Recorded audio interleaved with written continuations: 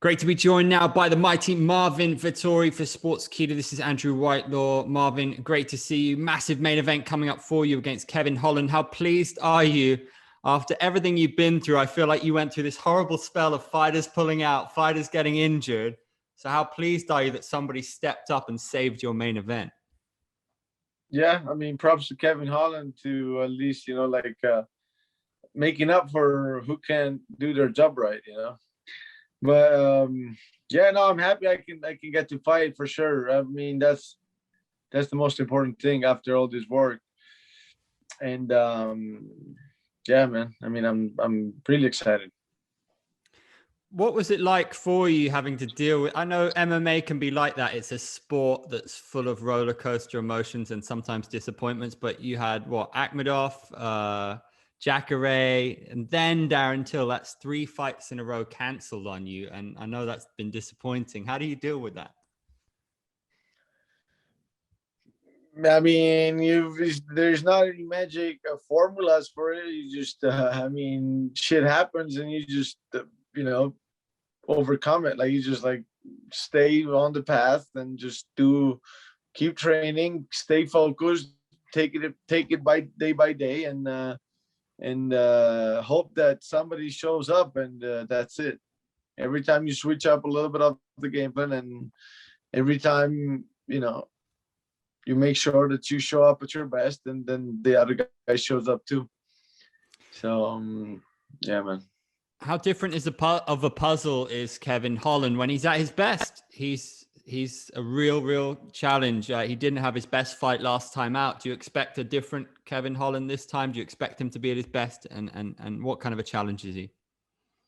I mean, the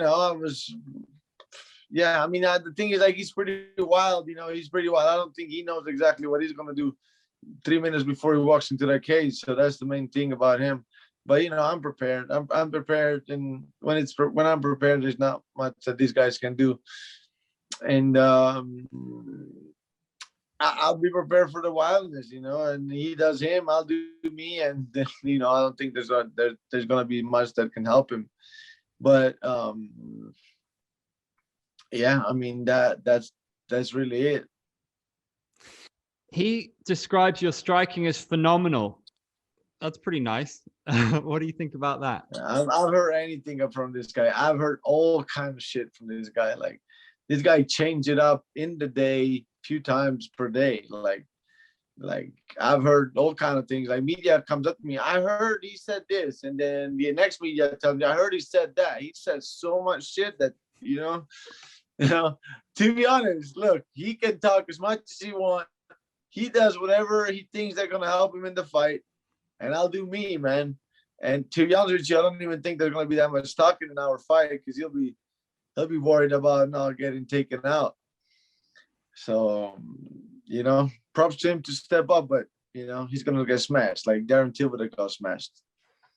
How do you feel about the talking in the cage? It's kind of, Nick Diaz was very famous for it. Is it something that you're into at all? Do you ever do it? Yeah, it's a whole different story. Nate Diaz was a whole different trash talker.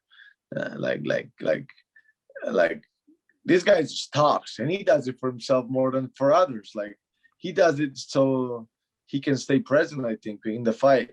He does it to ease off the situation a little bit. But like I said, I don't think there's gonna be much talking in our fight. And if he does talk, no problem. I stay, I'll do my shit. He does his shit.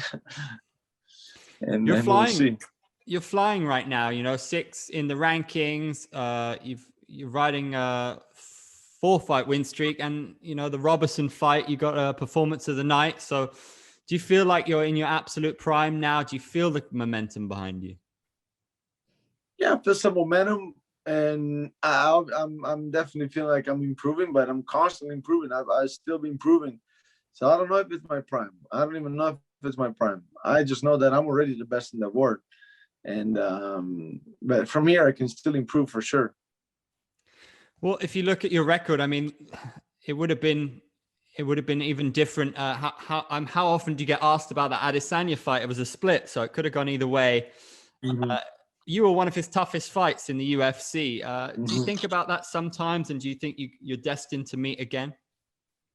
Oh yeah, for sure. I know for a fact we're gonna meet again.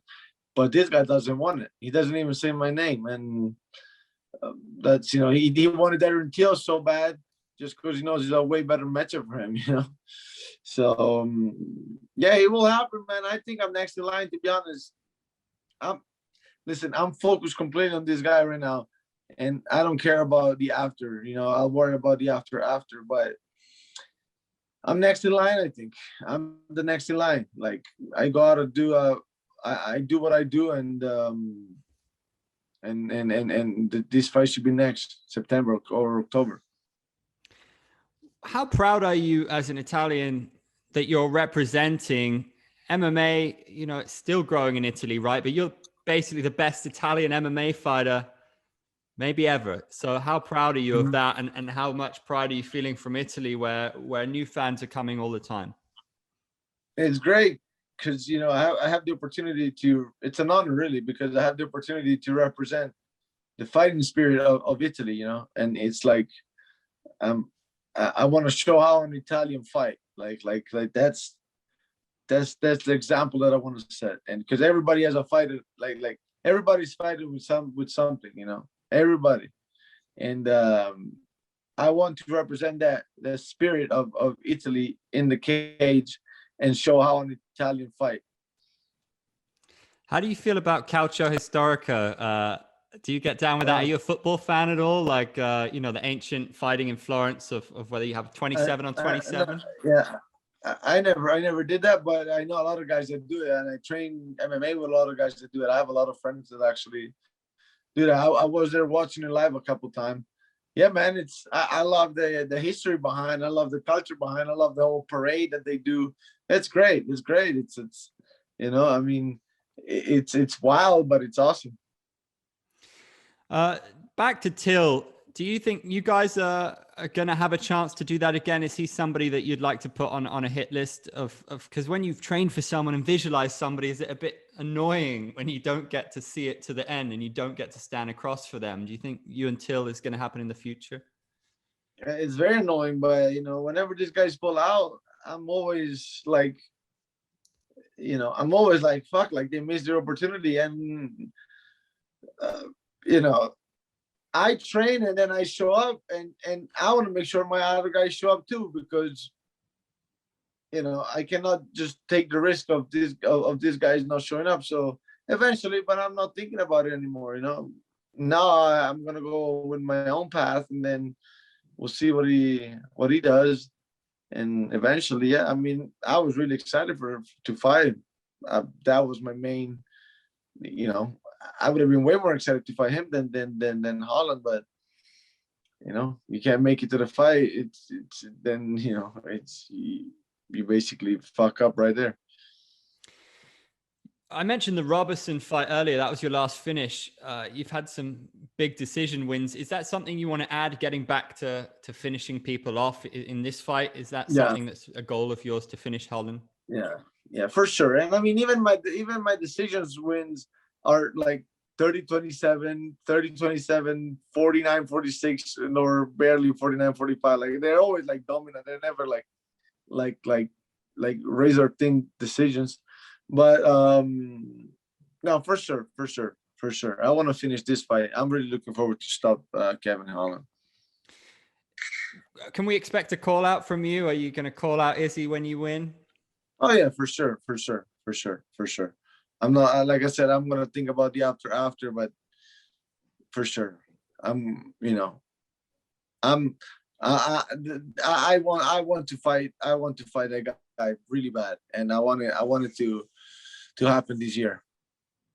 Are you conscious of that element of the fight game, how important that is about making the most of your moment on the microphone? Some fighters, they don't say much. They don't maximize that opportunity, or they make a call out that's completely unrealistic. But there's a big opportunity for you in the main event. Big win over Holland. This is your time. You're absolutely flying. So are you conscious of those moments in your career about making the most of them? Yeah, I mean, it's important. Yeah. I mean, like, for sure.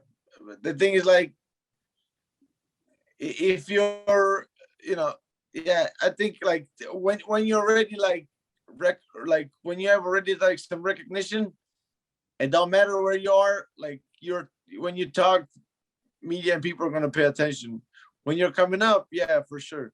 But I mean, for sure, it's really important that you go out and like say something that people will remember. Who else in the top 5 has your respect right now? If it's not Izzy next to you.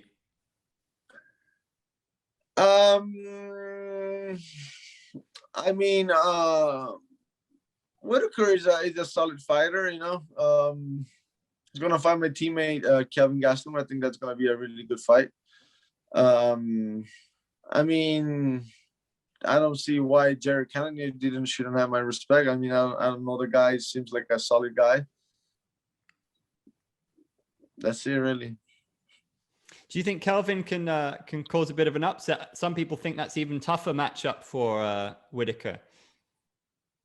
Yeah, for sure. Like Kelvin can get an upset against anybody, really. So for sure, he definitely has a good chance. Lastly, mate, I don't know how you feel about being the analyst. We're asking all the fighters because it's probably the biggest fight of the year. Poirier, McGregor 3. Would you mind giving us your prediction for that one? I think Poirier is going to take it again, man. Really? How come? Yeah. Conor is not what it used to be, I think, you know. And, you know, like, whenever you're working on the mistake you did in the fight before for the next fight, you're a step behind. And by the time, like, you're a step behind, these guys are working on the next thing. Plus, these guys have been good at what you've been trying to defend for a while now. And now you're gonna overthink about what just happened. Meanwhile, the guy keeps improving. And I feel like you know, McGregor was a little bit of a puzzle for a lot of reason, and now they're kind of figuring him out. And I feel like he hasn't been training grappling as much lately either. And I don't know. I think Poirier is gonna find a way again.